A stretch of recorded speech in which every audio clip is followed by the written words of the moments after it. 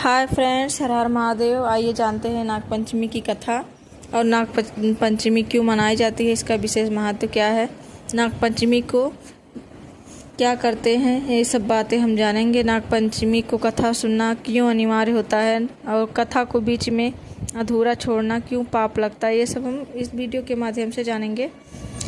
चलिए शुरू करते हैं कि नागपंचमी क्यों मनाई जाती है, इसका विशेष महत्व क्या है, कथा क्या है, हम सब आपको इस वीडियो के माध्यम से बताएंगे। वीडियो के लास्ट तक बने रहिएगा फ्रेंड्स। नागपंचमी पर नाग की पूजा का विशेष महत्व है फ्रेंड्स। इसके काल सर्प दोष से राहत मिलती है, सुख समृद्धि आती है, लेकिन इसे पौराणिक कथा को पढ़े बिना नागपंचमी पूजा अधूरी मानी जाती है। नागपंचमी कथा और नागपंचमी पूजा करना अनिवार्य होता है। हिंदू धर्म में हर साल सावन शुक्ल पक्ष पंचमी को यानी हरियाली तीज को के 2 दिन बाद नागपंचमी का त्यौहार मनाया जाता है। इसे भैया पंचमी के नाम से भी जाना जाता है। इस त्यौहार पर स्त्रियां नाग देवता की पूजा करती हैं और सर्पों को दूध अर्पित करती हैं। इस दिन स्त्रियां अपने भाइयों और परिवार की सुरक्षा के लिए प्रार्थना भी करती हैं। मान्यता है कि इससे सुख समृद्धि भी आती है। माना जाता है कि सर्पों को अर्पित किया जाने वाला दूध और उनका पूजन नाग देवताओं के समक्ष पहुंच जाता है, इसलिए लोग नाग देवताओं के प्रतिनिधि के रूप में जीवित सर्पों की पूजा करते हैं। नागपंचमी 9 अगस्त को मनाई जाएगी फ्रेंड्स। शुभ मुहूर्त 5:54 से शुरू हो जाएगा, 8:30 बजे तक रहेगा। सुबह से शुरू होकर 8:31 शाम तक रहेगा फ्रेंड्स। नागपंचमी की कथा अब हम सुनेंगे, ध्यान से सुनिएगा फ्रेंड्स, बीच में अधूरा मत छोड़िएगा। चलिए इसी के साथ शुरू करते हैं। पौराणिक कथा के अनुसार प्राचीन काल में एक सेठ जी रहते थे। उनके 7 बेटे थे। इन 7 का विवाह हो चुका था। इनमें सबसे छोटे बेटे की पत्नी सबसे सुशील और गुणवान थी, लेकिन उसको कोई भाई नहीं था। इससे वह अक्सर दुखी हो जाया करती थी। इस बीच एक दिन सबसे बड़ी बहू पर घर लिपने के लिए पीली मिट्टी लाने के लिए सभी बहुओं के साथ डलिया और खुरपी लेकर मिट्टी लेने गई। मिट्टी को खोदने के लिए महिलाओं ने खुरपी चलाई तो पास के बिल से एक सांप निकल आया। डर के मारे बड़ी बहू ने सांप को मारने की कोशिश की तो सबसे छोटी बहू ने उसे रोक दिया और समझाया कि यह सर्प अपराध है और इसे मारना पाप होगा। यह सुनकर बड़ी बहू ने सांप को छोड़ दिया और उसे जाने दिया। इसके बाद सांप एक और जाकर बैठ गया। छोटी बहू ने इस सांप को देखकर कहा कि मैं अभी लौट कर आऊँगी, इसीलिए तुम यहाँ से मत जाना। छोटी बहू आऊँगी इसलिए यहाँ से मत जाना करके चली गई। बाकी बहुओं के साथ घर चली गई, लेकिन घर जाने के बाद वह घर के कामों में उलझ गई और सांप से किया हुआ वादा भूल गई। अपनी वादा छोटी बहू को अगले दिन याद आया। छोटी बहू को याद आया कि उसने सांप से कुछ वादा किया था और उसे वहां रुकने के लिए कहा था। वह जंगल की तरफ भाग कर गई तो छोटी बहू ने देखा कि सांप अभी भी उसी स्थान पर बैठा है जहां उसने उसे रुकने के लिए कहा था। उसने सर्प से कहा कि सर्प भैया प्रणाम। प्रणाम किया, फिर बोला। यह सुनकर सर्प बोल पड़ा। उसने कहा कि मैं तुझे झूठ कहने पर डस लेता, लेकिन तूने मुझे भैया कहा है, इसीलिए छोड़ रहा हूँ। इस पर छोटी बहू ने माफ़ी मांगी। सर्प ने उसे क्षमा कर दिया और कहा कि आज से तू मेरी बहन और मैं तेरा भाई। छोटी बहू ने सर्प को बताया कि उसका कोई भाई नहीं है और आज उसे एक भाई मिल गया। उसके जीवन में एक ही कमी थी जो पूरी हो गई।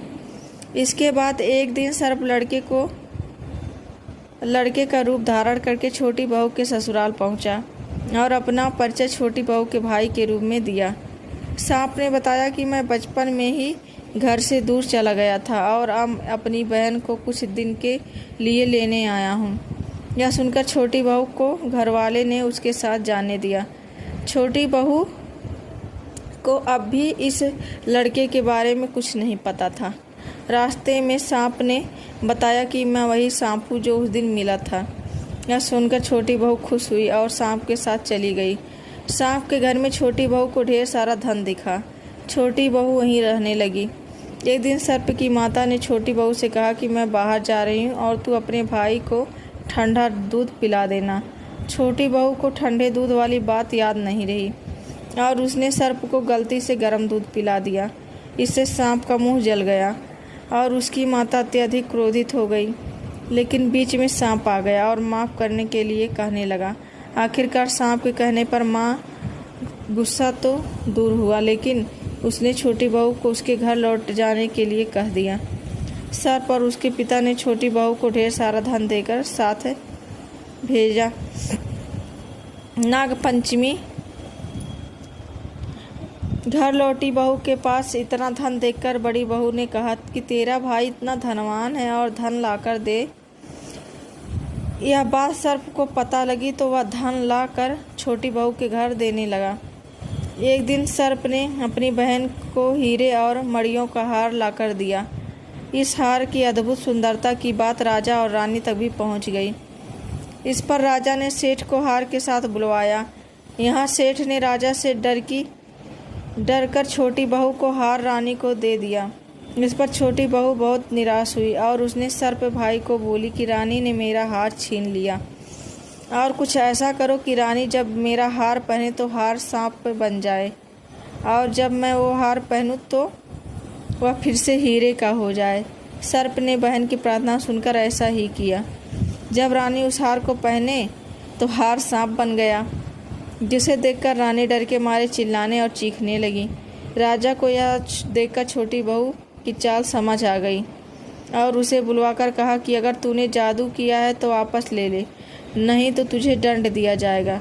छोटी बहू ने बताया कि यह वही हार है और उसे हार को गले में डाल लिया। छोटी बहू के गले में जाते ही हार फिर से हीरे और मणियों का हो गया। छोटी बहू ने बताया कि मेरे अलावा कोई और इस हार को पहनता है तो हार खुद ही सांप बन जाता है। यह जानकर राजा प्रसन्न हुआ और छोटी बहू को उन्होंने कई उपहार पुरस्कार में दिए।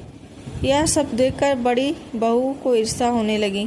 बड़ी बहू ने छोटी बहू के पति के कान भरने शुरू किया और कहा, उसे भड़काया कि तेरी पत्नी न जाने कहाँ से धन लाती है। छोटी बहू का पति उससे सवाल जवाब करने लगा तो सर्प भाई वहाँ प्रकट हुए और पूरी कहानी सुनाई। सर्प ने यह भी कहा कि अगर मेरी बहन को किसी ने तकलीफ़ दी तो मैं उसे डस लूँगा। यह सुनकर छोटी बहू के भाई के प्रति और कृतज्ञ हो गई। इसके बाद से ही हर साल वह नागपंचमी का त्यौहार मनाने लगी और तभी से सभी स्त्रियां सर्प को भाई मानकर पूजा करने लगी।